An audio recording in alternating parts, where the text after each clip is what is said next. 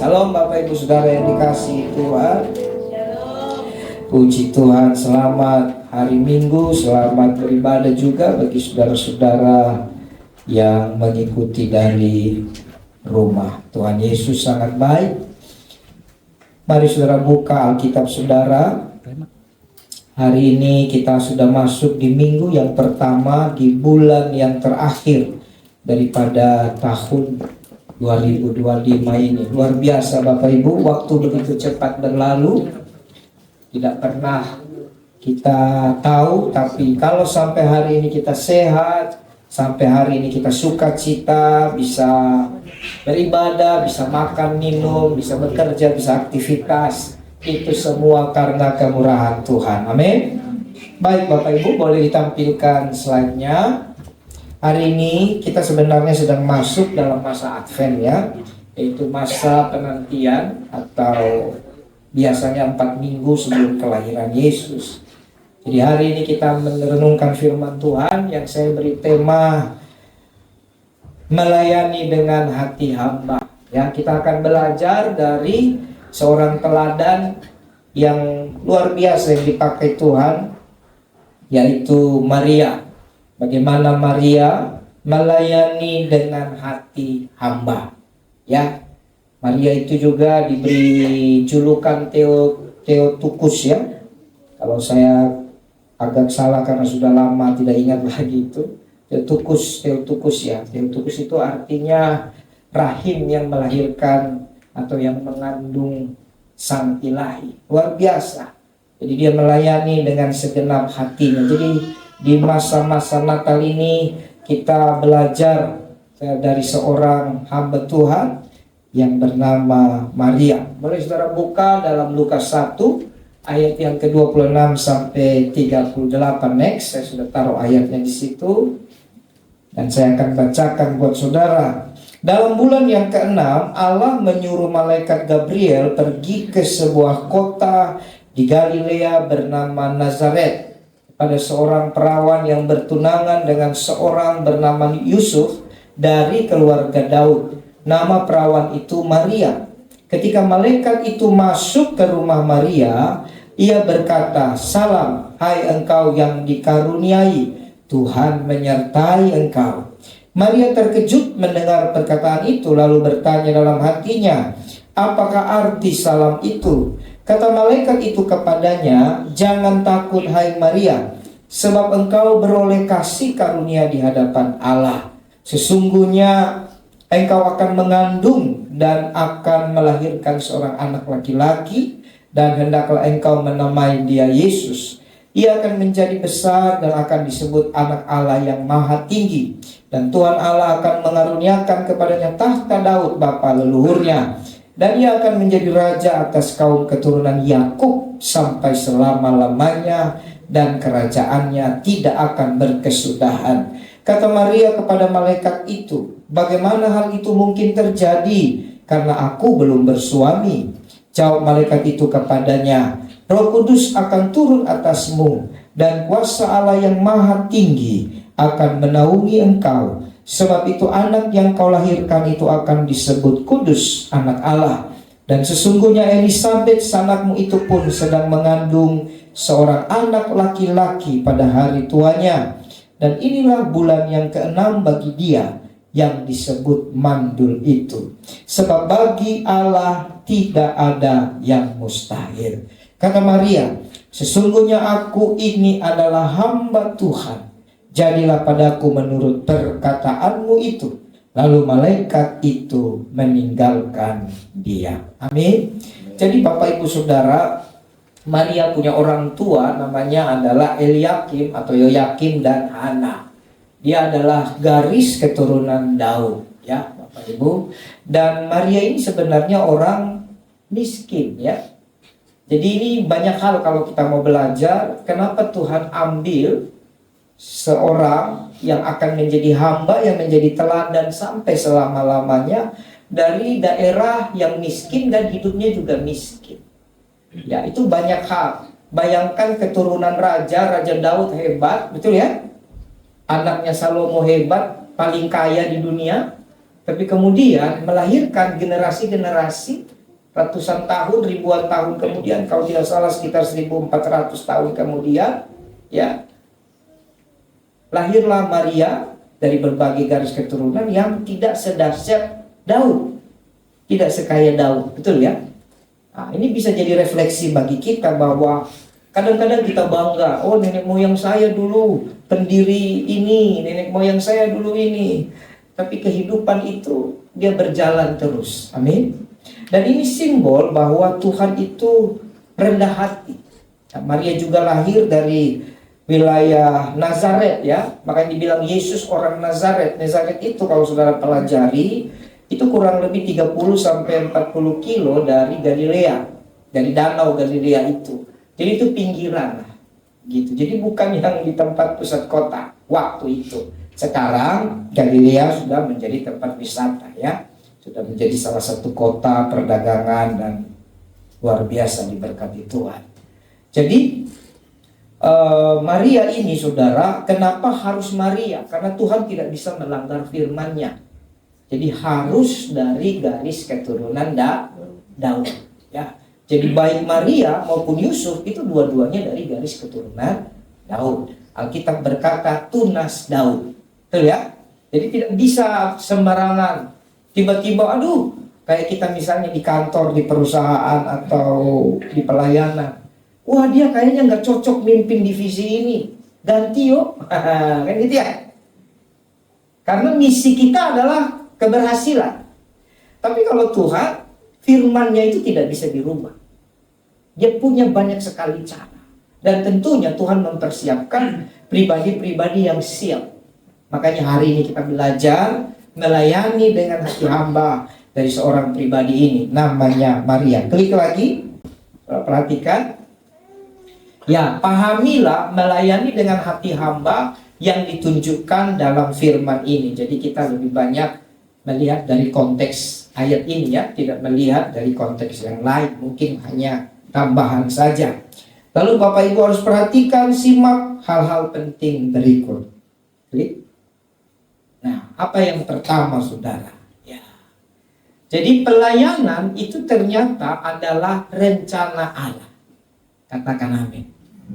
Kita lihat dalam ayat 26 sampai ayat 27 dari Lukas tadi, dalam bulan yang ke-6 Allah menyuruh malaikat Gabriel ke sebuah kota di Galilea bernama Nazaret kepada seorang perawan yang bertunangan dengan seorang bernama Yusuf dari keluarga Daud. Nama perawan itu siapa?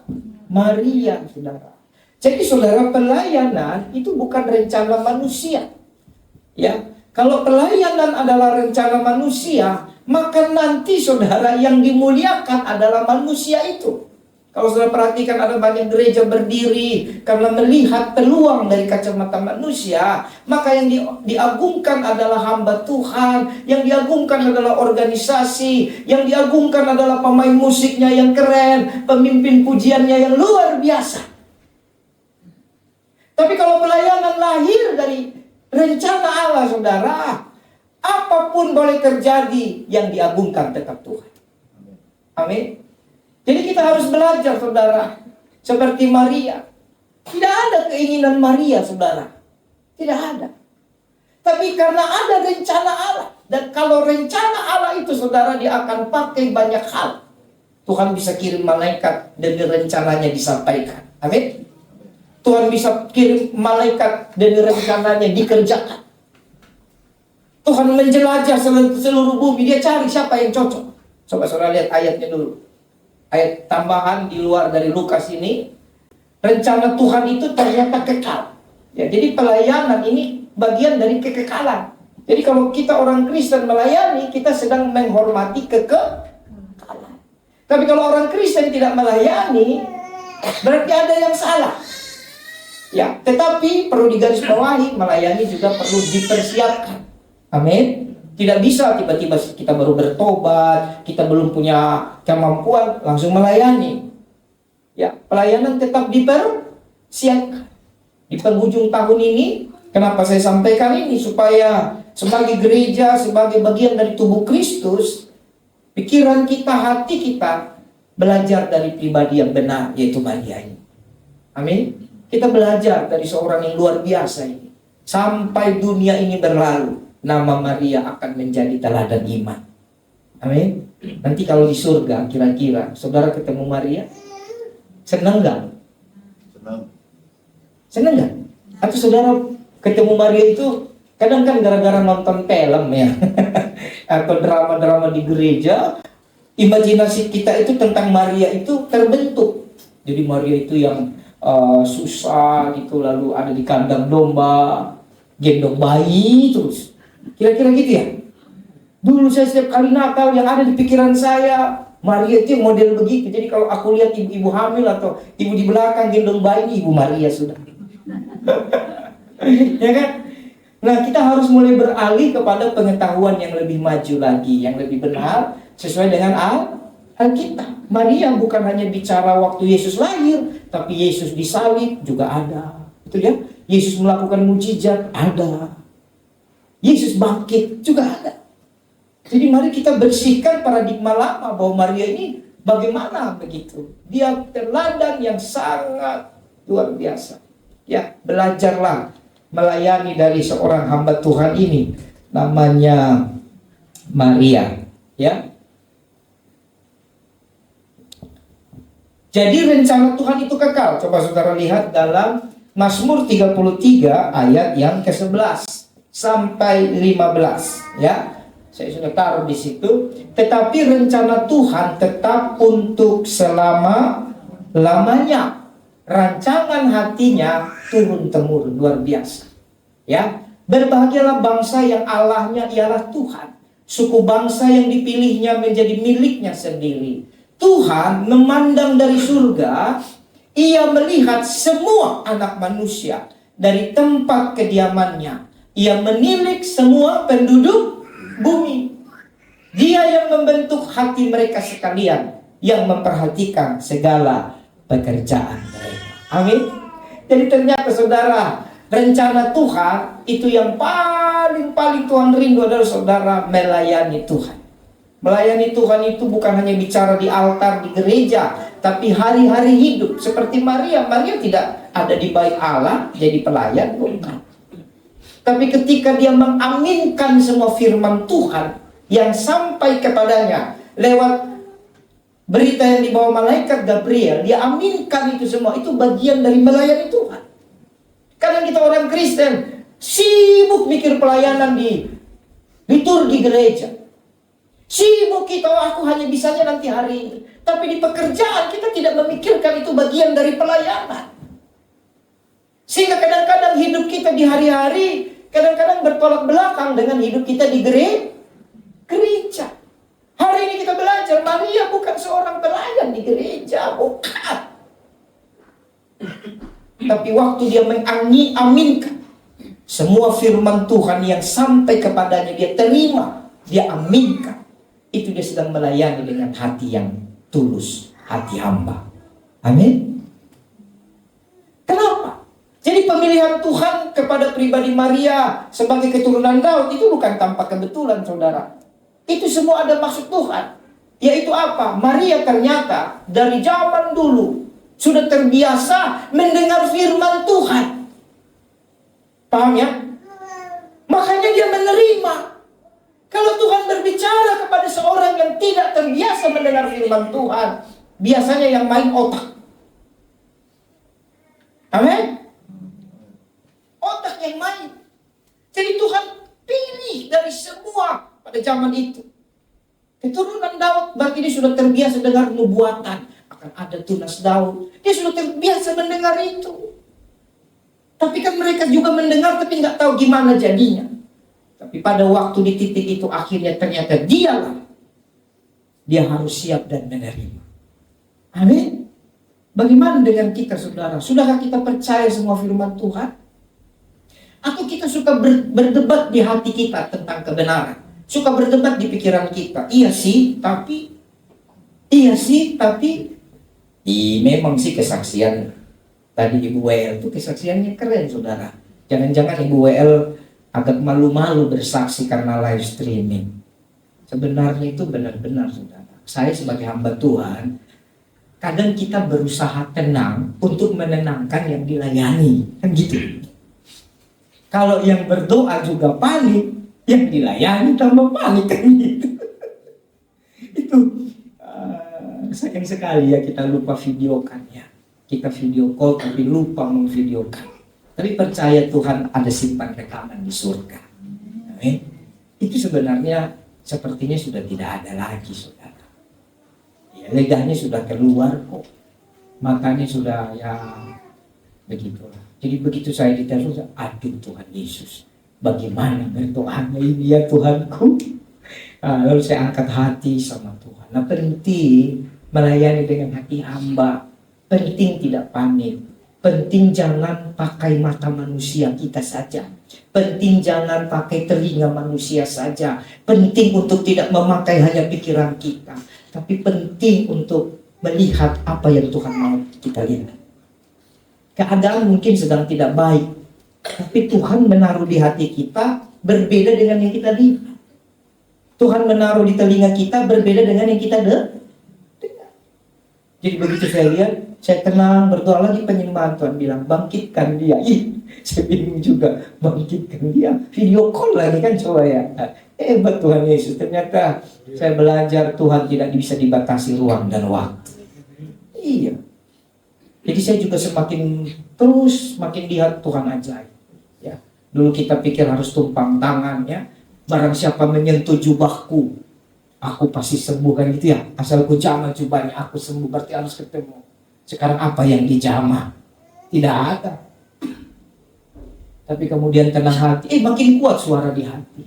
Saya belajar tidak berdoa pakai maunya saya, tapi saya belajar berdoa apa yang Tuhan taruh di hati. Apa tuntunan Tuhan. Lalu Tuhan bilang, bangkitkan. Ya sudah, lagi duduk di kamar, saya duduk di kursi, bukan di kursi, di pinggir kasur, dalam nama yang seperti tadi 1-2 kali lupa lah, nggak bangun-bangun, tambah ngorok, tambah segala macam. Tapi untuk kesekian kalinya berdoa, memuji, Tuhan bangkitkan. Dan sampai hari ini ada. Saya masih punya PR, belum main ke sana. Karena sudah janji untuk datang ke orang tua kita perjamuan kudus minimal sebulan sekali. Harus itu, saudara. Ya. Saya sebagai hamba Tuhan harus bertanggung jawab kepada Tuhan. Bukan karena banyak orang lalu kita semangat, karena satu orang kita malas-malasan. Melayani dengan hati hamba dilihat Tuhan. Seperti Maria. Dia tidak sedang perform di sebuah panggung bait suci gereja Yerusalem, tidak. Dia tidak sedang tampil melahirkan atau supaya dilihat orang keren. Dia cuma menerima satu firman yang sederhana, tapi kuasanya kekal. Kamu akan mengandung. Keren gak? Karena kalau khotbah Natal kan beda nanti. Jadi sebelum Natal ini saya kasih pengajaran-pengajarannya supaya saudara memahami, kamu akan mengandung. Kita kan pengennya kamu akan jadi bos. Amin. Kamu ibu. Kamu akan, ibu.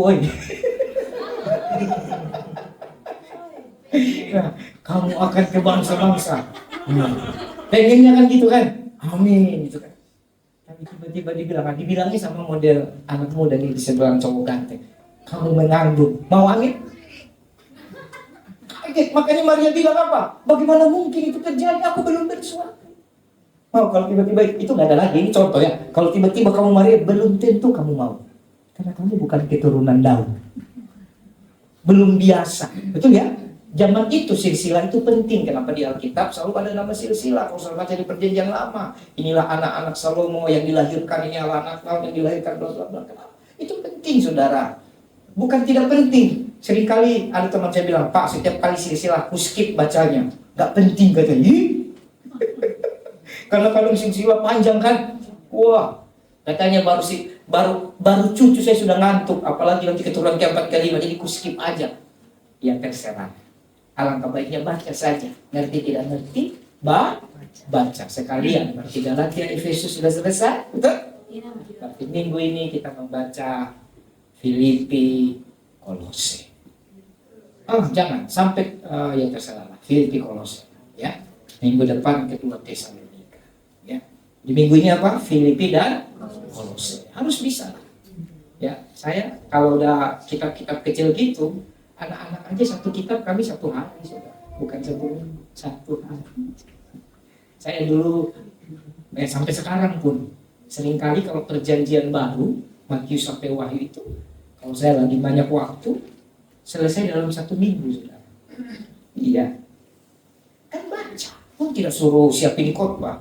Yang saya pusing itu ada pendeta khotbah. Bukan pendeta baru baca Alkitab pas khotbah untuk mempersiapkan khotbahnya doa. Harusnya sebagaimana kita makan dan minumnya, ya, yang sehat itu meskipun saudara tidak lapar, minimal sekali sehari makan, dan gitu ya, minimal itu. Ya, saya pernah bukan puasa nggak makan 2 hari karena rasa badan mungkin lagi berubah, jadi tidak ada rasa lapar. Tapi itu jangan ditiru dan itu tidak baik. Kalau puasa beda, ya. Tapi lapar tidak lapar, minimal sekali sehari, betul ya? Makanlah. Syukur-syukur bisa 2 kali sehari, kan? Apalagi 3 kali. Kalau 4 kali resiko tanggung sendiri. 5 kali kebangetan. Kan gitu. Ada juga ya. Kemarin waktu saya di Ambon, kayaknya saya makan 4 kali sehari, saudara. Saking mereka menjamu kami luar biasa, tapi agak kurang puas karena mau makanannya enak tapi kan lambungnya segitu aja. Saya dari hotel makan, udah disiapin sarapannya enak-enak, saudara. Sarapan di hotel itu kayaknya hotel itu bintang 3 ya, saya lupa, nggak tanya juga tuh, saya tidak naik ke atas lihat hitung bintangnya ada berapa. Cuma ya saya salah satu pendeta yang lumayan sering nginap di hotel ya. Berbagai model hotel saya sudah nginap ya. Tapi saya agak unik lihat hotel ini. Menu sarapannya itu bisa 7-8 menu, di luar roti, minuman. Jadi makanya saya pikir sepertinya bintang 3. Dan dari 7-8 menu itu selalu ada minimal 2 ikan. Memang Ambon ini luar biasa, diberkati Tuhan. Lah kita yang makan ikan segar rindu sekali, yang lain sudah tidak saya sentuh, ikan semua, paling sayur. Baru selesai kita dijemput pelayanan, di sana dijamu makan lagi. Aduh, saya harus geser kiri, geser, biar muat, gitu. Karena di Jakarta itu mahal punya pasti kan. Nah, jam 10, jam 11, setengah 12 makan siang. Aduh Tuhan, bagaimana? Mau bungkus juga, hotel tidak ada piring. Bisa sih pinjam tuh masa. Jadi pagi aja sampai jam 1 itu kita bisa 3 kali makan. Nanti jam 4 lagi, jam 7 lagi. Nah nanti yang antara sore ke jam 7 itu saya pilih satu. Jadi bisa 4-5 kali kalau kita ikut. Belum kopi-kopi cantik. Luar biasa sudah. Ya, jadi kenapa saya jadi cerita itu ya? Masih rindu ke aku sama Ambon. Haleluya. Jadi saudara, Maria itu saudara, dia tidak melakukan sesuatu yang terlihat hebat. Yang ada firman yang harus dia pikul, yang harus diaminkan, adalah firman yang kalau pakai hukum Taurat, itu justru dia akan mengalami hukuman. Nah ini perhatikan. Kadang-kadang saudara kita melayani hanya memikirkan skill kita. Hanya memikirkan kemampuan kita. Kita tidak mau melayani seperti Maria. Sekarang kalau misalnya nggak usah disuruh mengandung lah kayak tadi itu ya. Disuruh sesuatu yang kamu nggak sanggup. Mau amin nggak? Ini paham? Kan Maria nggak sanggup itu saudara. Kan dia belum nikah. Kamu tahu hukumnya? Barang siapa ketahuan mengandung, hamil sebelum nikah, dirajam dengan batu sampai. Elizabeth enak, kan punya suami. Teman. Dia hanya memikul sesuatu kegembiraan di hari tuanya hamil, kan gitu. Itu berkat dong, kayak Sarah, kan Keren itu. Keren itu. Tapi ini belum punya suami, disuruh melayani. Kau hamil ya? Nah sama. Kira-kira apa yang saudara nggak sanggup nih kira-kira? Apa? Tapi disuruh melayani, mau nggak? Renungkan. Belajar seperti Maria. Itu sebab saya belajar dari beliau, saudara. Kadang secara kekuatan kita, pelayanan yang Tuhan percayakan untuk kita jalankan ke kota-kota, ke bangsa-bangsa, mendoakan orang-orang, buka pos PI, buka cabang. Secara otak, secara manusia, sepertinya kita belum kuat, belum layak. Tapi kenapa kita jalani saja? Karena belajar. Pelayanan bukan hanya bicara karena aku sanggup, aku mampu, aku ngerti, aku punya. Tapi seperti Maria, pelayanan karena dia mengaminkan semua firman Tuhan.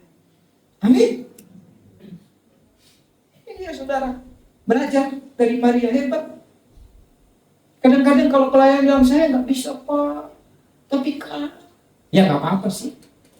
Tapi kita mau belajar jadi hamba Tuhan yang benar-benar punya hati hamba. Mari cek diri kita, benarkah kita punya hati hamba? Atau hati kita hati yang lain? Halo? Nah, ini saya jelaskan ayat ini ya. Rencana Tuhan tetap untuk selamanya. Jadi rencana Tuhan itu tidak akan pernah gagal. Tidak akan. Makanya jangan coba ambil keputusan di tengah rencana Tuhan kalau kamu nggak dengar suaranya. Nanti jadi masalah. Contoh, Tuhan berfirman kepada Abraham, keturunanmu akan seperti pasir di laut, bintang di langit. Amin. Tapi dalam perjalanan bertahun-tahun kok nggak datang-datang. Betul ya? Sampai sekali waktu dia berdoa, Tuhan, Eliezer orang Damsyik inilah yang akan jadi penerus hartaku. Tuhan bilang tidak. Darah dagingnya dikuatkan. Kadang menantikan janji Tuhan supaya bisa punya hati hamba dalam melayani. Kadang Tuhan kuatkan kita ketika kita lemah. Ada banyak hamba-hamba Tuhan punya kesaksian ketika dia lemah, dia dikuatkan Tuhan. Supaya tidak salah. Saya sendiri pun dulu berulang-ulang di tahun-tahun lampau, apalagi di awal-awal pelayanan, 5 tahun pertama pelayanan, 7 tahun pertama, setelah 10 tahun, banyak saudara. Sekarang setelah 28 tahun sudah gak mikir itu lagi.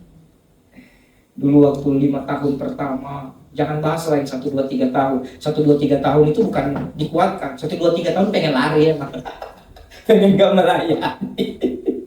Ya, setelah 5 tahun, 7 tahun, 10 tahun, kadang tantangannya ditawarkan yang enak-enak saudara, ditawarkan yang pas lagi kita masalahnya itu, jawabannya itu. Tapi pas berdoa, Tuhan suruh untuk tidak memilih menerima jawaban itu. Gimana? Ternyata bukan pelayanannya. Tuhan mau bentuk hati kita. Amin. Pelayanan mah apa saja pelayanan. Tapi yang menjadi poin di khotbah saya hari ini, kita belajar menyambut Yesus datang, hati kita. Hati hamba. Amin. Hati hamba itu mungkin kita nggak bisa, nggak sanggup, nggak kuat. Tapi lakukan, aminkan. Halo? Ini dia, ini keren ya. Rancangan hatinya turun-temurun. Kata turun-temurun itu artinya diwariskan. Maka penting bapak-bapak, ibu-ibu yang hadir hari ini, baik yang di online, layani Tuhan, cintai Tuhan segenap hatimu. Maka berkat Tuhan itu pasti diwariskan. Kita manusia saja berusaha mempersiapkan warisan, betul nggak? Mempersiapkan tabungan buat anak-anak kita. Tapi berapa banyak? Saudara tahu bencana yang sedang menimpa saudara-saudara kita di Sumatera, Aceh, Sumatera Utara, Sumatera Barat, dan sekitarnya. Itu menurut saudara kira-kira orang miskin kena? Kena. Orang yang uangnya menengah kena? Orang yang mungkin sudah siapin asuransi, siapin tabungan, tabungan emas, tabungan macam-macam, kena nggak? Kena, saudara. Tapi dalam sekejap mata selesai kan? Betul nggak? Bukan salah kita persiapkan, bukan salah. Kalau saudara punya, puji Tuhan, silahkan persiapkan, prepare. Tapi saudara, alangkah baiknya kita prepare juga sesuatu warisan turun-temurun yang tidak akan hilang walau bencana datang, yang tidak bisa dicuri, nyengat, dan karat, yang tidak bisa dibongkar oleh maling, perampok, perompak. Betul nggak? Nah ini kalian saudara, cek rancangan hatinya turun-temurun. Tadi pagi, hari ini ada 2 anak kita berulang tahunnya, namanya Eni Nona, Eliora dan Jen. Dua-dua ulang tahun. Anak saya tanya, kuenya mana? Ini kuenya, papa tumpang tangan saja. Dan waktu tumpang tangan dia, saya juga doakan Jen sama-sama ulang tahun. Saudara, kita saja mempersiapkan kok. Kita pengen yang terbaik. Apalagi Tuhan. Apalagi Tuhan.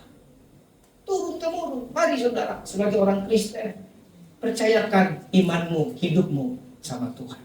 Ya. Kemudian berbahagialah bangsa yang Allahnya ialah Tuhan. Katakan amin. Suku bangsa yang dipilihnya menjadi miliknya. Nah, coba lihat miliknya. Harusnya kita nggak usah takut lagi, nggak usah cemas lagi, nggak usah khawatir lagi. Kenapa? Kita milik Tuhan. Bapak punya sapu tangan. Saya punya sapu tangan bawah kan tidak? Oh ini. Ini ya zaman dulu mungkin 10.000 rupiah atau berapa lagi. Gak ada harganya kan? Tapi kalau saya kasih Bapak, tiba-tiba Bapak injak-injak, marah gak saya Pak? Marah. Ini gak ada harganya. Tapi gak ada alasan dan sengaja Bapak injak-injak, kecuali jatuh. Saya gak lihat jatuh, Bapak juga gak lihat Bapak injak, itu beda.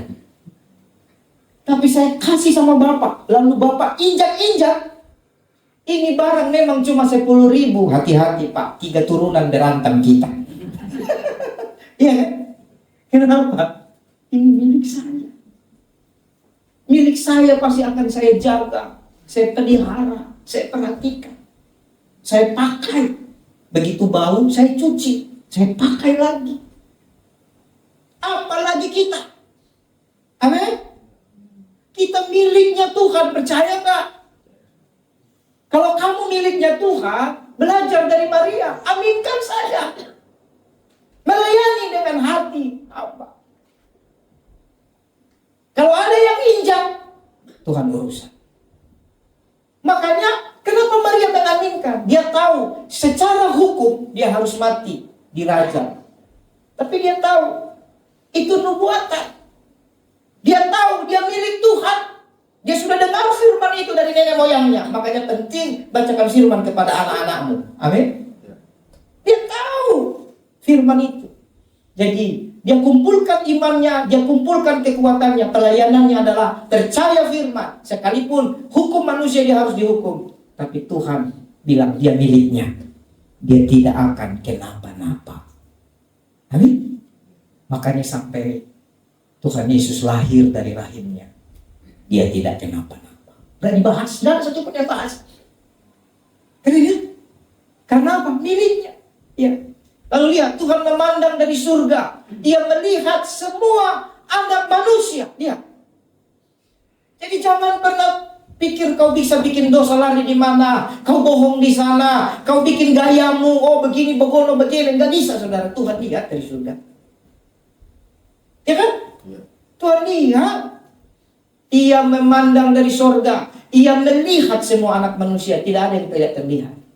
Kadang mungkin ada di televisi ya, lelucon-lelucon ada maling. Udah semangat. Begitu dia lihat CCTV, dia pulangin tuh handphone yang dia curi kan. Jadi orang lebih takut CCTV daripada takut Tuhan. Artinya apa? Benda mati saja manusia takut loh. CCTV itu tidak bisa buat apa-apa sama kita. Yang bisa buat apa-apa tetap aparat keamanan kan. atau hukum masa. Wah, kalau masa repot kita di masa apa dipukul ya.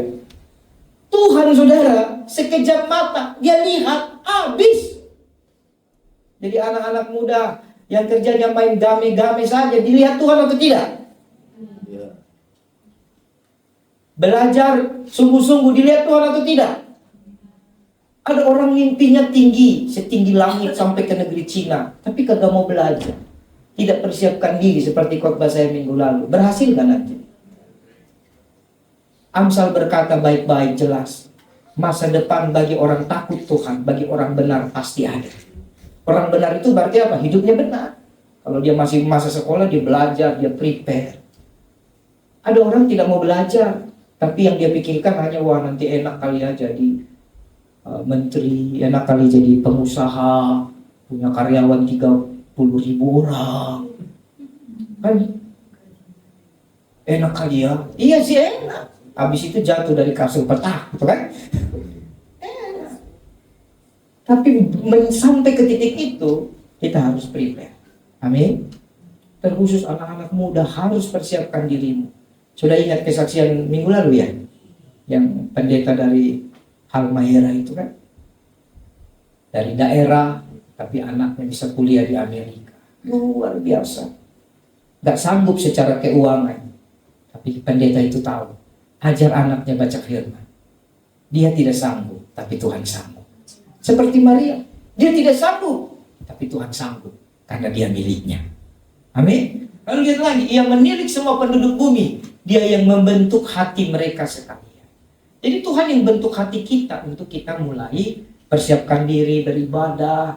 Supaya tujuannya melayani. Yang memperhatikan segala pekerjaan. Bapak Ibu, ini ayat cakup semua loh. Ada pelayanan, ada perbuatan, ada pekerjaan. Jadi Bapak Ibu yang kerja angkat tangan.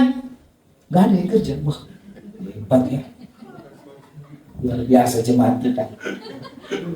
Saya tanya lagi, yang pengusaha angkat tangan. Wah, berarti pengusaha semua. Luar biasa. Berarti besok kita belilah berapa ruko ini dalam satu blok. Ya kan pengusaha semua. Ternyata dia Tuhan yang perhatikan. Layani Tuhan. Maka Tuhan akan perhatikan pekerjaan. Amin. Tapi layani Tuhan bukan berlomba-lomba di mimbar ini ya. Dalam seluruh hidup saudara. Setiap firman yang kamu dengar, aminkan. Percaya karena firman itu murni. Firman tidak pernah merusak kita. Amin. Lihat lagi ayatnya. Yang kedua saudara, rencana Allah selain kekal, ternyata rencana Tuhan tidak pernah gagal. Wih, keren ya? Ya. Kisah 2:23, dia yang diserahkan Allah menurut maksud dan rencananya. Dia ini siapa? Yesus Kristus. Telah kamu salibkan dan kamu bunuh oleh tangan bangsa-bangsa durhaka. Orang pikir kalau sudah mati maka selesailah. Enggak saudara. Orang pikir, setan pikir udah mati dia, udah selesai. Dia pikir akan gagal kan? Ternyata bukan. Lihat. Tapi Allah membangkitkan dia dengan melepaskan dia dari sengsara maut. Karena tidak mungkin ia tetap berada dalam kuasa maut. Jadi bukan saja rencana Tuhan itu kekal, tapi juga rencana Tuhan tidak pernah gagal. Yang gagal kita. Rencana Tuhan orang Israel harus sampai tanah Kanaan. Tapi kadang Tuhan tidak kasih tahu waktunya berapa lama. Kenapa? Tuhan mau lihat bagaimana mereka. Banyak penelitian mengatakan 4 minggu, 40 hari, 40 bulan, masing-masing menurut dia versi. Tapi intinya tidak 40 tahun. Tapi kenapa 40 tahun? Karena mereka yang gagal. Bukan Tuhan yang gagal. Betul? Begitu juga hidup kita. Kalau ada rencana-rencana Tuhan yang sepertinya kamu merasa kayaknya harusnya aku begini. Bukan Tuhan yang gagal, kamu yang gagal. Berdoa lagi, Tuhan, kalau kemarin aku gagal di sini, kuatkan aku. Percayalah saudara, satu ujian yang diizinkan Tuhan kamu lewati, kamu gak bisa lari. Saya kasih tahu nih. Kalau kamu lari, misalnya pindah kemana, cari solusi, ujian itu akan datang kembali. Jadi gak bisa lari. Gak bisa lari. Waktu kamu lari, ya kamu gagal. Tuhan tidak gagal. Tapi Tuhan yang baik, Dia tetap angkat kita. Amin. Kita akan berhadapan dengan hal-hal, kadang-kadang kita lebih percaya psikologi daripada firman. Psikologi bilang begini, kalau ada satu kasus, misalnya permusuhan teman, ya udahlah demi menenangkan jiwa muda, nggak usah itulah, kamu keluar aja lah, gitu ya. Mungkin seperti itu kan? Nah iya, keluar kamu damai. Besok kamu ketemu lagi, mungkin yang lebih parah. Halo? Karena kamu harus hadapi itu. Hadapinya pakai apa? Pakai firman. Kasihilah sesamamu manusia, betul? Itu firman. Nggak bisa lari, kita nggak bisa, saudara. Kecuali dalam konteks pekerjaan, ya masih bisa. Tapi pun konteks pekerjaan atau apapun, mungkin kamu merasa, wah ini habitnya nggak baik. Tapi kamu akan dibawa lagi sampai kamu cari solusinya. Untuk kamu menang sebagai anak Tuhan lewat masalah itu. Amin. Jadi melayani hati hamba. Ya. Next, kita lanjut saja. Pelayanan adalah kasih karunia. Saudara lihat ayat 28 sampai 30. Saya bacakan. Ketika malaikat itu masuk ke rumah Maria, ia berkata, "Salam hai engkau yang dikaruniai." Wah, keren ya. Hai engkau yang dikaruniai, Tuhan menyertai engkau. Maria terkejut mendengar perkataan itu, lalu bertanya dalam hatinya, apakah arti salam itu? Kata malaikat itu kepadanya, "Jangan takut hai Maria, sebab engkau beroleh kasih karunia di hadapan Allah." Katakan amin.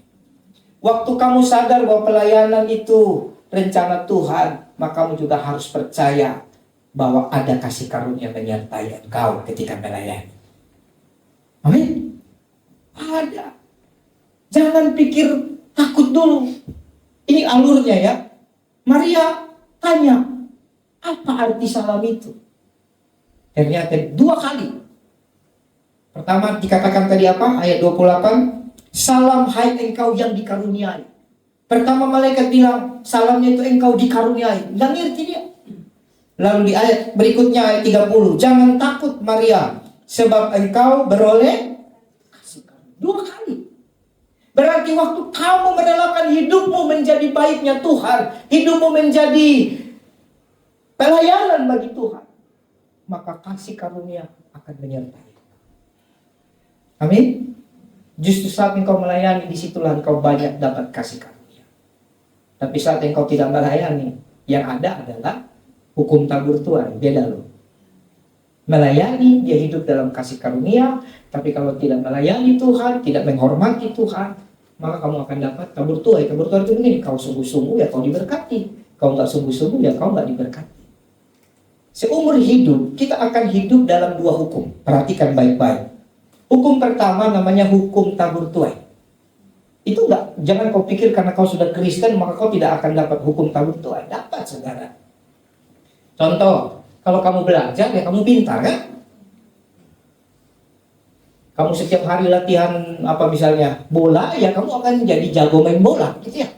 Kamu tiap hari atau seminggu berapa kali kamu siapkan waktu mau latihan musik, kamu akan expert di bidang musik. Itu tabur tuai. Jangan kamu pikir, pokoknya aku percaya bisa main musik, pokoknya aku percaya bisa seperti Messi, ya kan? Tapi nggak pernah main bola, bisa? Pokoknya aku juara 1, lalu pas ujian ini yang lagi ujian ya anak-anak, ini ujiannya ada yang udah selesai, ada yang masih. Pas ujian fisika,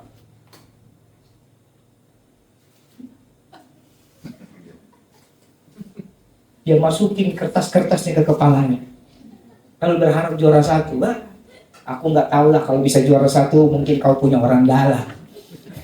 Gitu. Mana bisa? Emang kau pikir mantra? Ya kan? Hukum ini masukin kepala. Nggak bisa, saudara.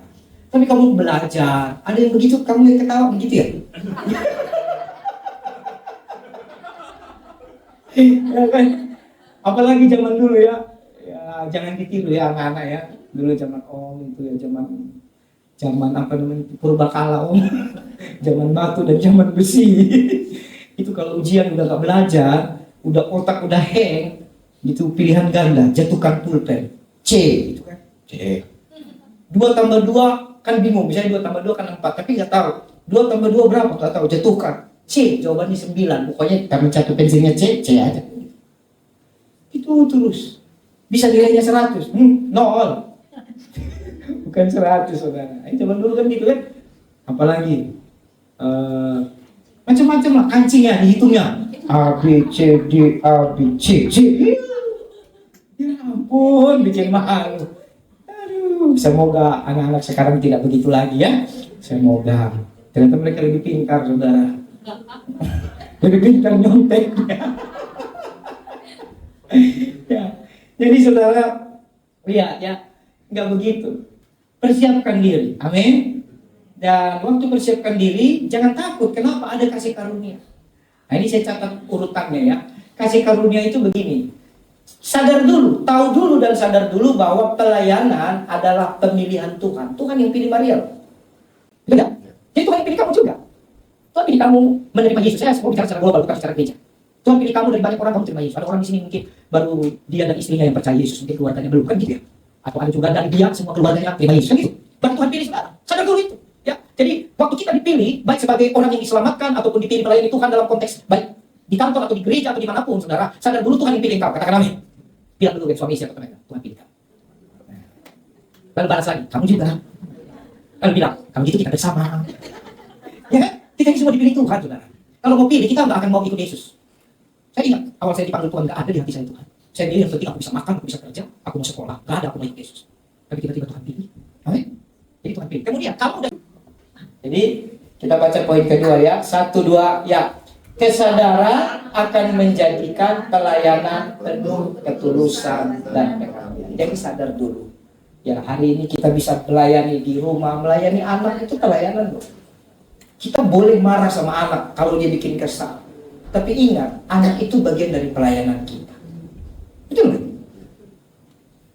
Melayani suami juga pelayanan. Nah, asik. Bapak-bapak, semangat. Kamu ibu-ibu layani suamimu, pijit kakinya, ya kan? Dari kaki naik terus ke atas, ambil dompetnya. Layani, saudara. Ada terlalu banyak firman tentang bagaimana istri melayani suami, suami juga melayani istri. Itu bagian pelayanan. Amin. Pelayanan. Jadi, dan melayaninya tulus. Bukan pijit kaki supaya pelan-pelan, pas dia udah tak tidur, ambil dompetnya, itu tidak tulus. Kan gitu. Tapi layani pijit kalau dia pulang kerja. Lalu ada yang bilang, Pak, udah gak berlaku kok bapak suami pulang kerja aku kasih kopi. Orang kami kerja bareng kok. Ya udah bikin kopi bareng lah. Simpel kan? Semua bisa dimodifikasi kok. Tapi yang penting sadar dulu. Sadar dulu kita dijadikan suami istri pun pilihan Tuhan. Jangan berikan dirimu, kehidupanmu pada statement-statement dunia. Oh kamu ini begono begini. Ya saya sering kali mendengar kesaksian ada orang yang percaya. Oh kalian ini hari baiknya nggak cocok, ya kan? Nah kalian harus keluar dari kota ini maka diberkati. Kalau enggak nanti nggak diberkati. Aduh macam-macam. Ada yang bilang, wah ini kalian harusnya tidak menikah. Tapi kalau sudah menikah ya sudahlah. Pokoknya hindari hari Rabu. Terus gimana? Kalendernya diganti gitu dari Selasa langsung Kamis gitu.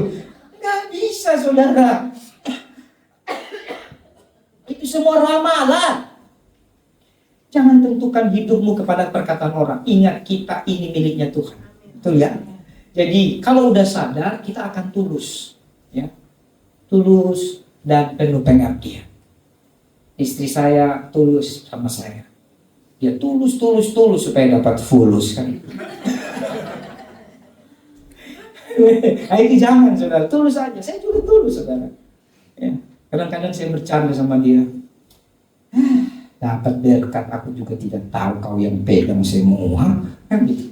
Tapi kalau tulus nggak ada masalah. Kita habiskan bersama kan gitu ya. Lama loadingnya ya. Kayak ini tadi loadingnya. Jadi kalau udah tulus nggak ada masalah. Nah, setelah saudara sadar, ingat poinnya dulu tahu dan sadar, betul ya? Setelah tahu dan sadar akan tulus dan mengabdi, betul? Setelah tulus dan mengabdi akan memiliki hati hamba. Ingat ya, tidak akan langsung hati hamba. Nyanyi sih boleh. Hati hamba yang selalu kau cari, ya, biar kau temukan di dalamku. Ya, nyanyi sih enggak? Selama ku hidup, ku kan menyembahmu, sebab engkau Allah berarti bagiku. Apa lagi? Yang terbaik yang ada padaku, ku persembahkan kepadamu, Yesusku. Kalau lagu jago, yang terbaik loh. Tapi saya, pendeta, seringkali barang yang udah nggak dipakai dikasih pendeta. Dia beli barang baru, bekasnya buat dia kan. Seringkali orang datang sama hamba Tuhan, Pak Pendeta, iya, doakan anakku ini. Kenapa? Oh, ini anak ini bikin kepala pusing. Nakal. Wih, pulang jam berapa? Saya nggak tahu dia makan roti. Udah dia jadi pendeta, Pak. Yang udah rusak jadi pendeta. Giliran ada yang baik, yang manis, yang pintar, Pak, doakan supaya dia jadi dokter, jadi pengusaha. Tapi waktu di gereja nyanyi, yang terbaik yang ada padaku. Tuhan Yesus bilang, anakku. Nah, melayani ini, saudara, saya bicara dalam konteks menghormati Tuhan. Amin.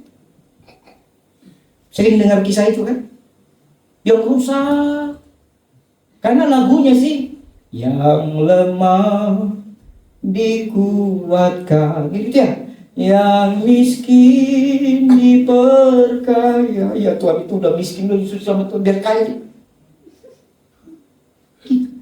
Tapi yang baik kita jaga. Tidak salah, saudara, harusnya yang baik. Yang mungkin lagi nakal. Tidak ada anak yang nakal. Saya mau beritahu saudara, kalau anak itu nakal kan orang tua tidak didik dengan baik. Tidak ada anak yang nakal. Tidak ada anak yang bodoh. Anak yang bodoh karena orang tua tidak memberikan nilai-nilai sama anaknya. Gak ada, saudara.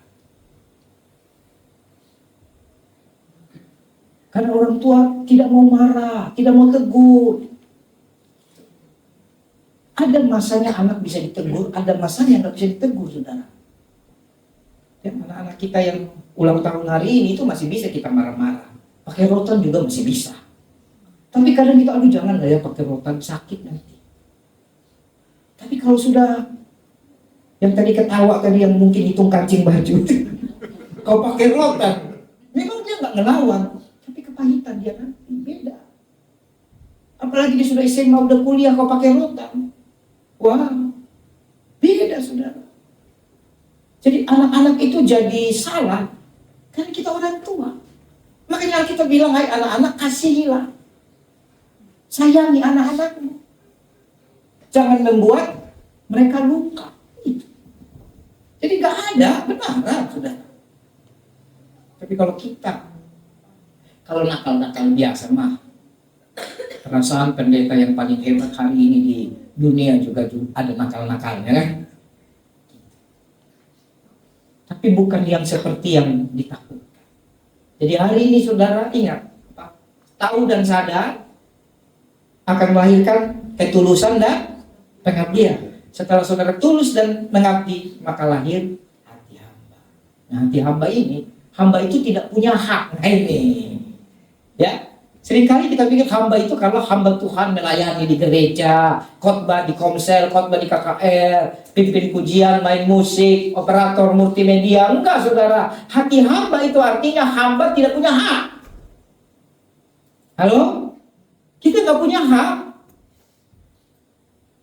Saya aja belajar, saudara. Saya belajar untuk tidak pakai hak saya. Nggak pernah saya pengen dihormati, nggak belajar sesuatu. Biasa aja. Hati hamba begitu. Amin. Apalagi, nah, hati hamba, kalau sudah punya hati hamba, saudara akan melayani dengan sukacita. Lakukan firman dengan sukacita, enggak dengan pengertian sendiri. Lihat ayatnya. Ternyata hati hamba adalah bau harum. Ya. Kamu mau jadi persembahan, bukan karena engkau khotbah 5 kali dalam 1 hari. Bukan. Bukan karena kita main musik 6 kali dalam 1 hari. Pimpin pujian 7 kali dalam 1 hari. Bukan, saudara. Waktu kita melayani dengan hati hamba seperti Maria, kita jadi bau harum. Amin. Harum. Kan berarti daging kita dibakar. Lihat, konsep korban kenapa dibakar? Supaya asapnya yang naik ke Tuhan. Itu konsep perjanjian lama. Konsep perjanjian baru kita tidak mungkin dibakar lagi. Betul ya? Apa yang dibakar? Keakuan kita, ego kita, daging kita, kesombongan kita dibakar. Keinginan kita, keangkuhan kita dibakar. Saat itu semua terbakar, terkikis. Yang ada cuma Tuhan, aku mau turut, aku mau taat sama Tuhan. Maka kamu jadi bau harum. Amin. Kita jadi wangi. Wah, wangi kali si Geri ini. Meskipun belum mandi 3 hari. Karena bukan bicara wangi badan, tapi wangi apa? Hatimu. Mari saudara, jadilah orang Kristen yang seperti Maria. Dia tidak tampil, tapi dia jaga loh. Itu secara alamiah loh. Ibu-ibu yang hamil tahu rasanya. Jangan tanya bapak-bapak ini ya. Bapak-bapak ini bapak prenagen. Ada bapak anak kami. Apa lagi? Hah? Hamil bukan. Apa lagi? Nah itulah. Susu hamil. Enmam, ada bapak enmam. Ya kan? Ya kalau mereka nggak ngerti, mereka cuma tahu lapar isi ya. Gitu. Kalau ibu-ibu hamil, saudara, ya kemarin Eliora nangis. Kami kasih tunjuk video-video dari dia hamil sampai lahir ya. Bagaimana dia nendang perut maminya itu kencang. Nangis dia. Aku gini sampai dia lahir di mobil. Terus tadi pagi saya bilang, "Nak, kau belum lahir jam ini." Loh kan ini tanggal 7, iya tapi kau nanti jam 9 malam, ntar kita ke Cisadane jam 9. Dia nonton bagaimana. Kadang anak-anaknya diajar begitu, biar dia tahu bahwa orang tuanya sayang dia. Ya. Orang tua sayang dia bukan dengan uang saja, bukan dengan segala macam. Jadi Maria juga mengalami itu. Yesus kan diizinkan Tuhan bertumbuh alamiah. 9 bulan kurang lebih di dalam kandungan, betul nggak? Dia merasakan itu. Mungkin Maria lagi jalan.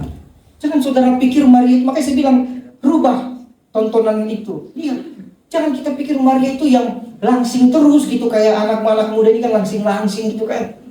Waktu Maria hamil 6 bulan itu jalannya begini saudara. Ibu-ibu waktu mulai 6 bulan jalan susah kan? Duduk dari bangku bawang, aduh. Kan gitu kan? Itu doang loh pelayanan Maria, tapi sukses. Amin. Sukses. Sukses dia menjadi seorang rahim bagi seluruh dunia ini. 9 bulan. Coba bayangkan bagaimana waktu dia cari tempat melahirkan. Nangis itu loh. Nangis loh. Masa tidak ada satu hotel pun, penginapan pun tidak sediakan tempat. Kalau kamar tidak ada, saya ini keliling mulai dari hotel murah sampai hotel mahal. Hotel murah itu kan masih ada resepsionis ya. Resepsionis yang mungkin cuma 2 meter. Kalau nggak ada kamar, kalau mereka menerima Yesus itu, mereka bilang, memang tidak ada kamar Bu. Bapak Yusuf tidak ada. Mau nggak di samping resepsionis ini? Kan kira-kira gitu kan? Mungkin bahasanya bukan resepsionis, apalah. Kan gitu ya? Tapi nggak ada yang terima kan? Itu bukti memang seluruh dunia menolak keberadaan kasih karunia itu. Seluruh dunia menolak Yesus. Akhirnya mereka terpaksa cari kandang. Karena ada kandang yang terima mereka. Jadi jangan sombong. Kalau kamu terima Yesus hari ini, kamu seperti kandang sebenarnya kan? Kandang yang sekarang tinggal di rumah yang diberkati Tuhan. Kandang itu artinya kita yang dari dosa. Paham ya? Dari kebobrokan. Tapi sekarang kita bisa diselamatkan Tuhan. Ya dong, coba misalnya Bapak di belakang, ada orang lagi udah darurat, kamar nggak ada. Pasti bapak suruh apa? Ya udahlah di mobilku deh, gitu ya. Apalagi kalau itu orang yang saudara tahu membawa sesuatu berkat, ya kan? Ibu misalnya, ada orang, apalagi saudara misalnya, yang dijanjikan, kamar lagi nggak ada. Ibu tolong nggak? Kalau ibu ini kan modelnya orang baik, dia bilang, berapa malam kau di sini, Dek? Seminggu aja udahlah, pergilah hotel sewakan. Dekat-dekat sama ibu. Halnya, saya saja pernah ingat kesaksian ada satu orang bapak yang cuma mau numpang tidur malam itu di rumah saya. Ingat? Bapak yang tadinya mau pukul saya gara-gara pernyataan Tuhan semuanya benar dan dia marah betul. Lalu dia semua terjadi dan dia ingat, oh ada pendeta satu. Dia datang ke rumah saya malam-malam sekitar jam 11 setengah 12 malam. Dia bilang, boleh gak saya nginep di rumahmu? Ini singkat cerita ya. Saya mikir, ya udah bolehlah. Ternyata bukan 1 malam, hampir 4 bulan dia tinggal di rumah saya. Coba. Saya yang bukan siapa-siapa. Kenapa semua hotel tidak menerima? Itu simbol bahwa Yesus memang ditolak. Setan sedang mencoba membuat karya keselamatan itu tidak sampai kesembuhan. Amin. Jadi waktu kita melayani, kita adalah bau harum. Ada ayatnya, Korintus 2 ayat 15. Sebab bagi Allah kami adalah bau yang harum dari Kristus di tengah-tengah mereka yang diselamatkan, di antara mereka yang binasa. Bagi yang terakhir kami adalah bau kematian yang mematikan, dan bagi yang pertama bau kehidupan yang menghidupkan.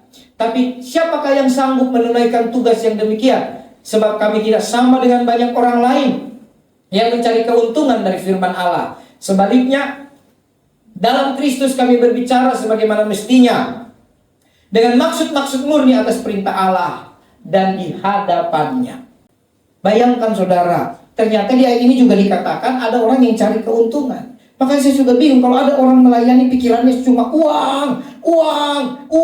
Aduh. Melayani pikiran uang. Aduh. Bukan berarti tidak punya uang, tidak butuh uang, saudara. Saya saja yang hamba Tuhan full timer, tidak punya penghidupan apa-apa. Kalau saya bisa tidak dapat persembahan, saya lebih bersyukur kok. Makanya saudara tanya Ibu Bendahara, saya belajar hidup dipelihara Tuhan. Saya tidak mau pikir uang dalam pelayanan. Yang ada saya mau belajar beri. Halo? Kenapa? Nah, ini kan supaya saya jadi bau harum. Ini malah ada orang yang mencoba mencari khotbah-khotbah yang enak di telinganya. Janganlah kasih persembahan, ini nanti kasih kaya pendeta, itu nanti kasih kaya gereja. Ya, kapan jadi bau harum? Berarti dia tidak mau dagingnya dibakar, egonya dibakar, otaknya dibakar. Bukan dibakar beneran ya, masih dibakar lewat kebenaran itu. Supaya jadi bau harum, gak mau dia. Saya mau saudara. Saya belajar. Amin. Makanya saya bilang secara kekuatan gak layak. Tapi puji Tuhan sampai hari ini dilayakkan Tuhan. Amin. Sampai hari ini dilayakkan Tuhan. Next lagi. Jadi mari melayani, kasih karunia, percaya. Jadi kerjakan dulu. Ingat kasih karunia menyertai engkau. Kemudian yang ketiga, pelayanan yang didasari pada kemampuan mengejar posisi agar diakui orang, membawa kita pada kesombongan. Ini banyak saudara. Ya. Biasa pelayanan mimbar, keren loh. Kadang bersaksi, saya puji Tuhan bahwa saya sekarang sudah diundang khotbah di gereja yang hebat itu. Bangga gitu loh.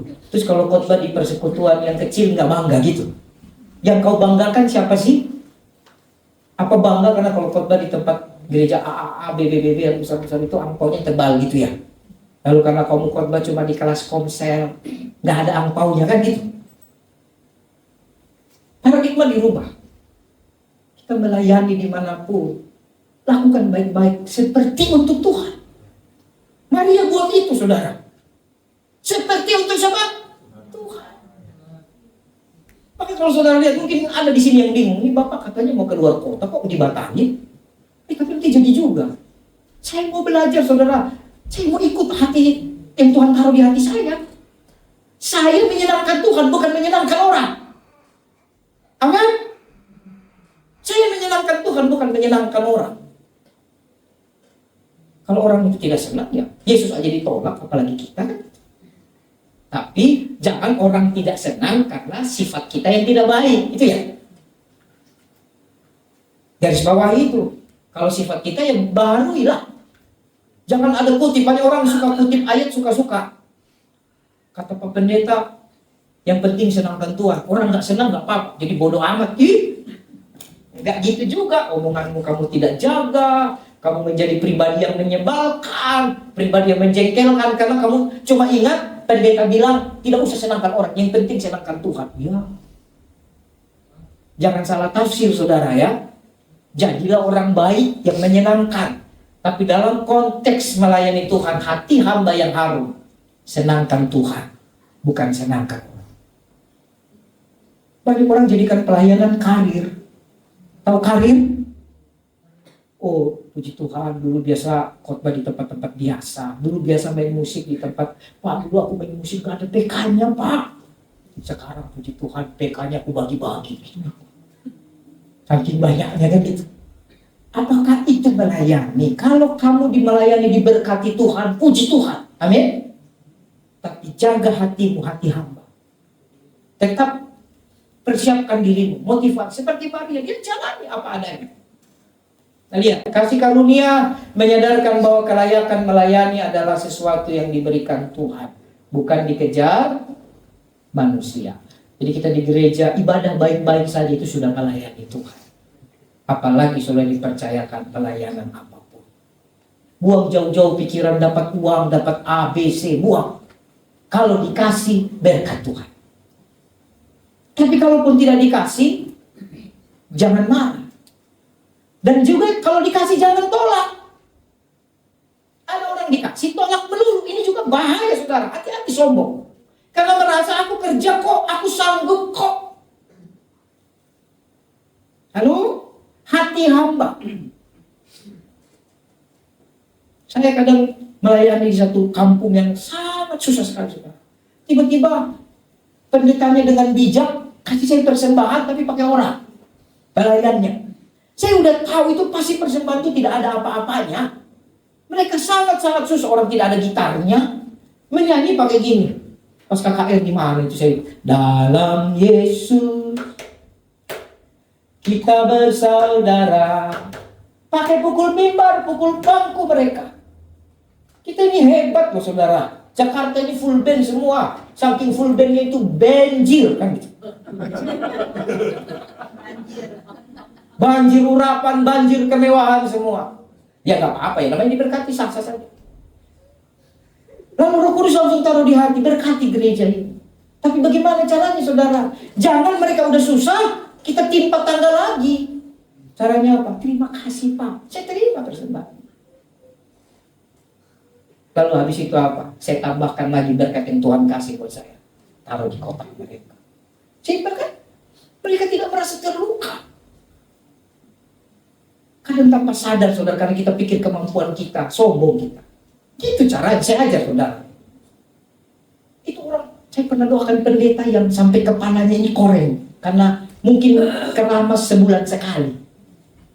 Gak ada uangnya beli sampo saudara. Tapi dia kasih saya persembahan. Habis doakan jemaatnya, khotbah di gerejanya. Bagaimana cara supaya hatinya tidak terluka? Aduh Pak Pendeta, terima kasih Pak. Saya peluk dia, terima kasih ya Pak. Ya Pak, sini sedikit saja Pak. Ini kayaknya di Jakarta juga buat parkir pun gak cukup katanya.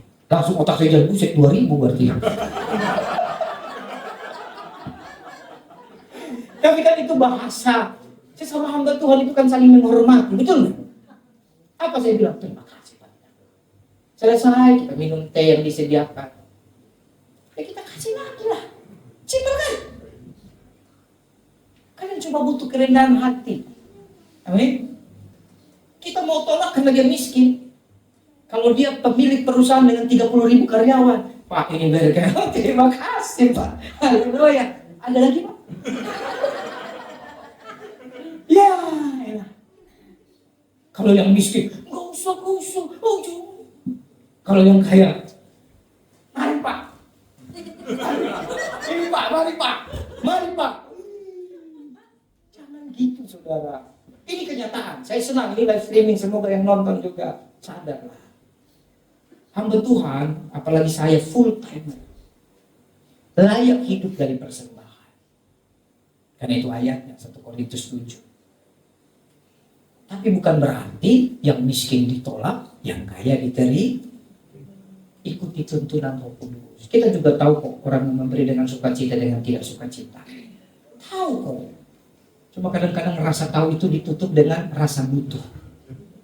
Tahu dia nggak ikhlas kasih yang 50 juta itu, tapi kita butuh kan itu. Tutup matanya, berdoa. Nah, nggak boleh begitu. Halo, semangat. Nah, next terakhir. Pemain musik boleh siap-siap. Nah, pelayanan membutuhkan kuasa Allah. Ya, sumber daya manusia penting, apalagi ada dukungan dana dan sebagainya. Tapi Roh Kudus, kuasa yang menaungi pelayanan kita. Pelayanan oleh kuasa Allah akan membawa kita pada pengudusan hidup. Coba lihat ayatnya tadi. Ayat yang ke-35. Jawab malaikat itu kepadanya, Roh Kudus akan turun ke atasmu dan kuasa Allah yang Maha Tinggi akan menaungi engkau. Sebab itu anak yang kau lahirkan akan disebut Kudus, anak Allah. Kudus ini spesifik kepada Yesus. Tapi kalau ada Roh Kudus dalam hidup kita, maka kita akan jadi pribadi yang kudus juga. Jadi waktu melayani saudara, saudara minta kuasa Tuhan, saudara minta kuasa Allah, hidupmu akan semakin hari semakin kudus. Makanya di waktu lalu saya bilang harusnya orang Kristen tidak lagi berpikir tentang dosa. Betul? Tidak ada lagi orang Kristen yang bergumul, aduh, aku bohong gak ya? Bohong apa jujur ya? Ya, orang Kristen harusnya berjuang tentang apa? Bagaimana setia, bagaimana taat, amin? Bagaimana sungguh-sungguh. Jadi Roh Kudus sebagaimana Maria mengandung Yesus, Roh Kudus akan menaungi sehingga kita akan kudus. Jadilah pribadi yang melayani Tuhan, maka kamu akan kudus. Demikian firman Tuhan. Tuhan Yesus memberkati.